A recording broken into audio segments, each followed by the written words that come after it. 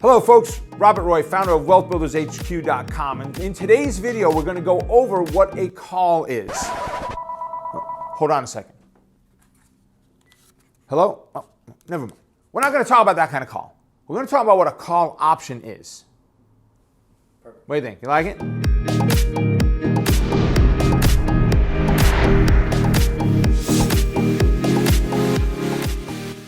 So in a previous video, we went over what calls are, the basics of them. I'll put a link to the description below if you'd like to take a look at that.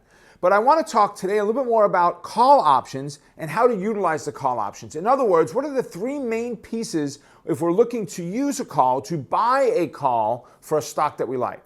So we're going to assume that you already have found a stock, you like the stock, you think the stock is going up, you want to purchase a call. I want to go over the components that are needed in that, and then we'll take a look at a chart and see what it actually looks like for that on an option chain. So let's talk about the three components that every good options trade needs. The very first one is the expiration date. How far out are you going to go? What are you going to pick? Which month are you going to pick or week are you going to pick for an expiration? That's number one.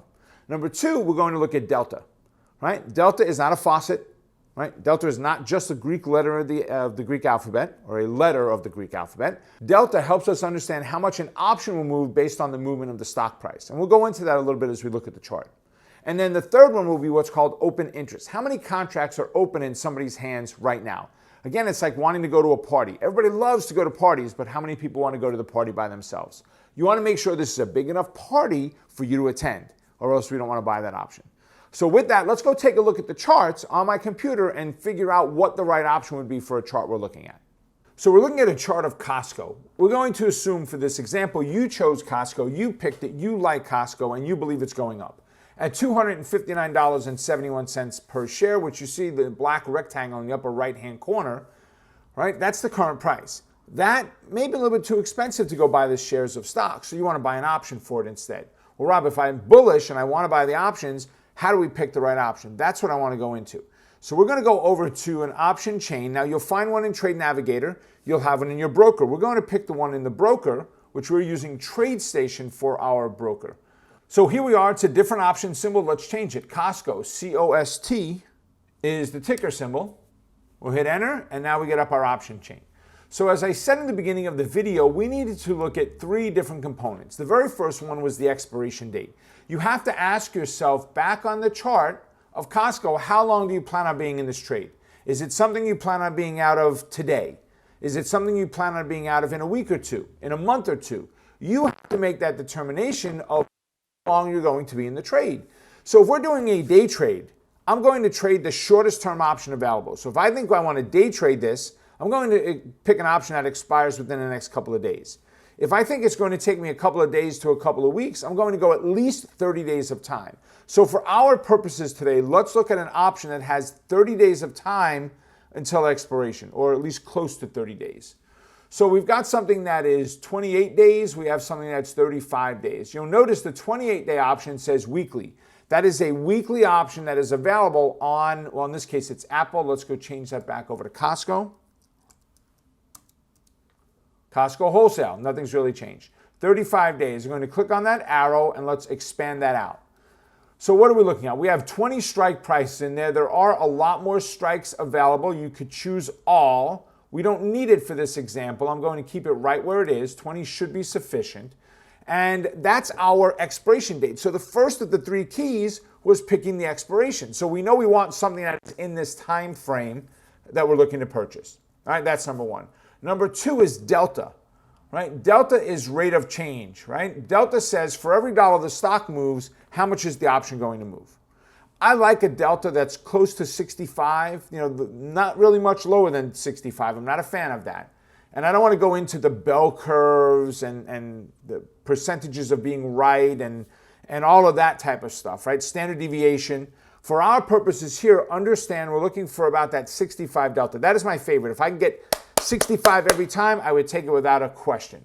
So I have one here that is a 67 delta. I like it, right? So I'm just going to click on that 67 delta now just to put a little rectangle around it so you keep your eye on it. So delta, rate of change. We also need something called open interest. Open interest tells us how many contracts are open in somebody's hands right now. So we have a box here called open interest. We come back down to the line that has the 67 delta, and it says we have 1,685.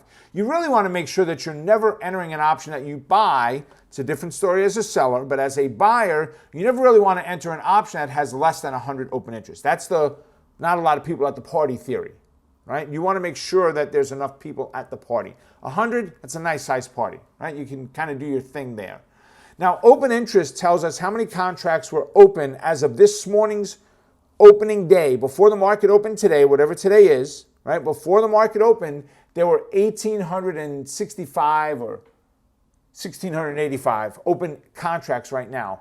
Volume, which is 2 columns to the left, tells us how many contracts traded today. Tonight, that number will all get readjusted, volume will go to 0, and they will readjust open interest. Don't worry about how it all works. It's not going to make you any money, so don't focus on that right now. So if you are bullish on Costco and you think it's going to take you a week, 2 weeks, 3 weeks for your stock to move the amount that you want it to or believe it will, we're going to go ahead and buy the $255 call on Costco. So as we look at this $255 call, let's actually go ahead and place the order for it. Now I added a column. You may have noticed that this mid column had jumped in there. Right, I added that column in there for convenience purposes because we want to split the difference of the bid and ask price, right? So it shows me that $9 is my price. So I'm going to go ahead and right click on that $9. We'll click buy and single, right? And this isn't a practice trading account, right? We want to go ahead and go after the mid price of the option. Right? It automatically sets up, the way I've got my trade station set up, it automatically sets up to go to 5 contracts. I changed it to, or we'll change it to 1. It still says buy, right? I'm going to click on the mid price. That's what I'm looking to buy it for, and I would click place order. You'll get a confirmation screen comes up that says we're going to buy 1 Costco option, the 255 call for the day. Right, max profit is infinite. Maximum risk or loss is $9, right? Which means I'm laying $900 on this trade. I go ahead and click yes. That order was now sent, and we're waiting. It's been received. You see in the bottom left-hand corner, it says it's been received, right? It has not filled yet because we're trying to negotiate price in there a little bit, all right? Because right now it's $890 by $905 is price. So there you have it. What 3 keys do you need? Where's the expiration date? What delta do we look for? And what's the open interest? Question of the day. Do you trade calls? And if so, how long have you been trading them? Go ahead and put your answers down in the comments below. Until next time, make it a profitable day. Stay focused on the quest of being a great trader. Keep crushing it, and we'll see you in the next video. Folks, thanks for watching the video. I hope you enjoyed it. If you did, please make sure to give it a thumbs up.